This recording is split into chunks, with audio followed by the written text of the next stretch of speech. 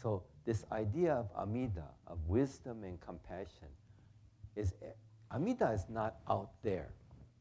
Amida is not a being that's out there looking down saying, okay, how is everyone doing? I'm going to judge everybody. No, it's not about that. Amida surrounds and sustains us. It's the universe. Amida is infinite caring, immeasurable understanding. Surrounds and sustains us every day. Everything is Amida. And each of us has an Amida aspect to our lives. Yeah. One of the wonderful definitions of Amida that my friend Ken Tanaka, Dr. Ken Tanaka, shared with me years ago. Ken and I, we're about the same age. He went to Stanford, I went to Cal, but I liked him anyway. And we studied together at the Institute of Buddhist Studies. And I think what really drew us together was that both of us were very idealistic. I did not study Buddhism to become a minister. I did not pursue the Dharma so I could wear a fuho and wagesa. I wanted enlightenment. I wanted enlightenment.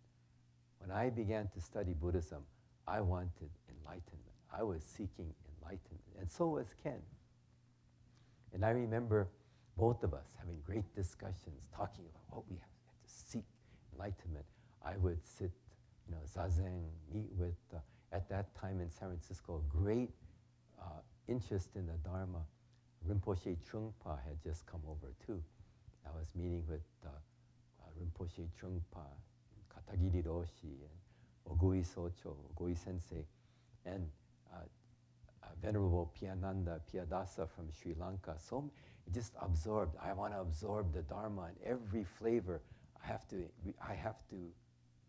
become enlightened. And my friend Ken, who I'm going to talk about in a minute, he left the IBS, the Institute of Buddhist Studies, and he went to Thailand to become a monk. And he sent me a picture. He had orange robes and a bald head, and with the jungle background, And I remember getting this picture. I went, oh no, Ken's gonna be enlightened before me. Oh, I have to meditate more. And I did. I was intent meditation. I was going to, and I went to all kinds of zazen, sesshin, studying with different people. I went to study with Sasaki Roshi, Southern California. He would have retreats, and I would go and sit zazen. And I remember after a couple years of pursuing what I thought was pretty intently, I went to one retreat, and we would sit, zazen 4 times a day. 20-minute sesshin, then 20-minute walking meditation, then 20-minute sesshin. One of the days of the retreat was a complete fasting day. And I went to this retreat. I'd been there before. And on this retreat, I remember there was a really cute girl. Right away, I saw, wow, she's really cute. But I told myself, Bob, you're not here to meet cute girls. You are here for enlightenment. Yes. All right. So I completely ignored her. I shut her off. Forget it. Not going to go over there and talk to her. Nothing. Don't leave. Stop that. The sesshin, I'd sit there on my zafu, sitting. Oh, yes. When the jiki jitsu came by, I would gusho. I would lean forward. He hit me with the kisa. Oh, yeah. Oh, then meditate. Oh, yes, I'm going to become enlightened. And then during one of the breaks, this really cute girl came up to me, and she introduced herself. And she said, I've been watching you. And she said, your zazen is really good. She said that to me. Your zazen is really good. And I just said, well, thank you very much. I've been trying to practice very hard. And I just said, about, thank you, that's it. I didn't want to pursue conversation. I'm not here to meet pretty girls. I am here for enlightenment. So, thank you very much. Okay. Then, next session we went to, of course, skip my fluff up your zafu pillow, and then stretching, getting ready. Sit down, getting ready. Then Roshi rings the bell. Boom. Okay, sit, zazen. And I'm sitting, and all I could think about, hey. She's looking at you. And she said, your zazen is pretty good. Which defeats the entire purpose, because who am I centered on? I'm in Four Noble Truths. Me, me, me. Hey, hey, hey. Greed. Three poisons. All right here. And I started to laugh. I had to gasho, stand up, excuse myself, and leave the zendo. And outside, I laughed really hard, really long at myself. And that's when I began to understand that I'm Jodo Shinshu. That I'm so incapable, just as Shinran, the three poisons. Gosh, he did 20 years, I just did 2 years. I thought I was close, but I'm back at square one. Back at square one. And in a way, that's one of my descriptions of Jodo Shinshu. We are square one Buddhism. Always back at square one. But each time we come back, pretty soon square gets bigger and bigger, I think, till it's a square with no ends.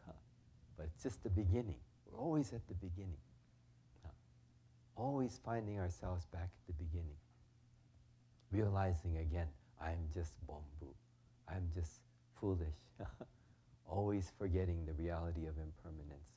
And I'm learning it again and again. Taking for granted so much, not realizing interdependence. Foolish Bob. And Namo Amida Butsu is to be realized that we exist only because of others. We are other, in a way it's other-centeredness. Other-centeredness rather than self-centeredness. Other-centeredness and not self-centeredness.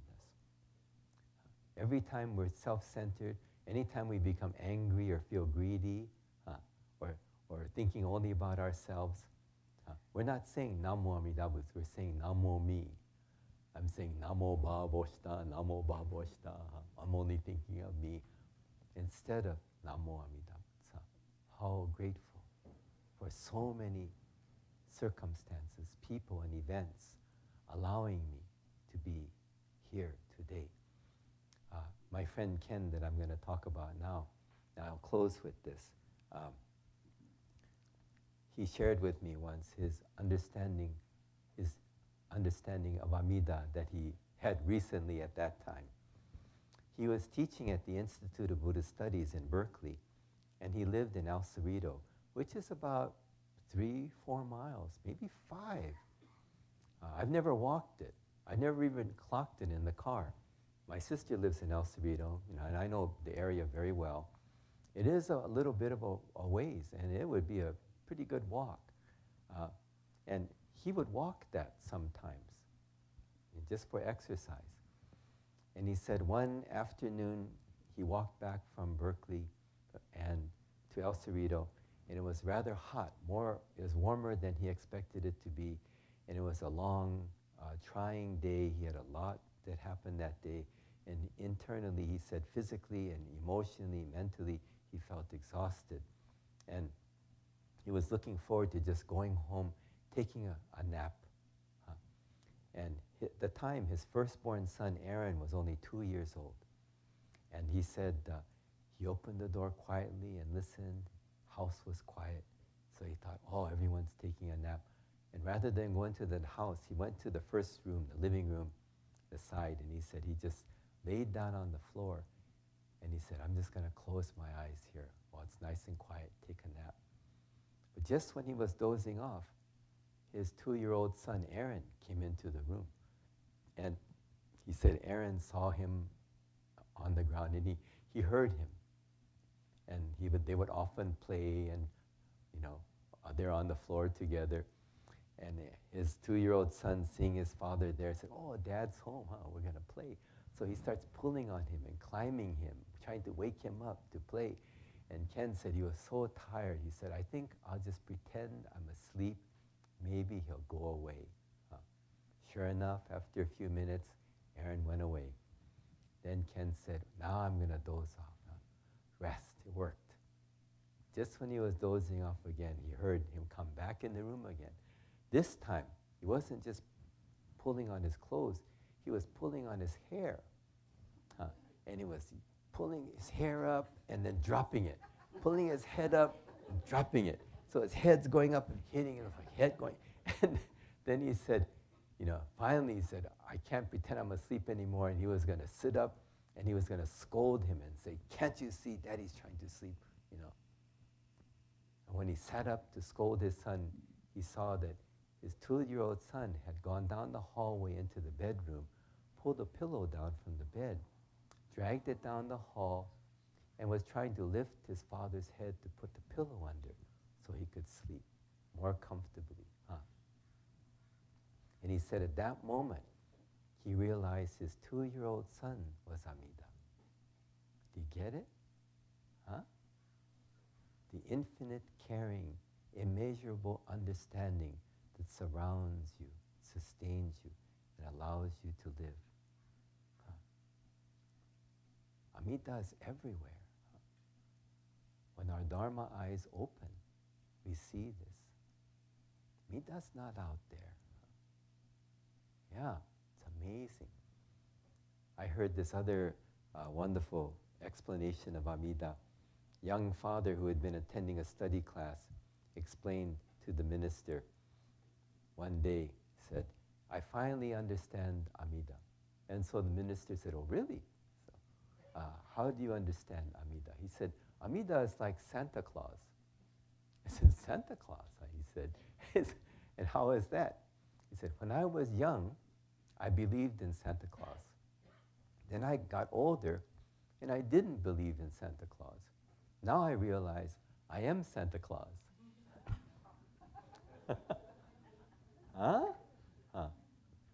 And there is this Amida aspect, Buddha nature within all of us.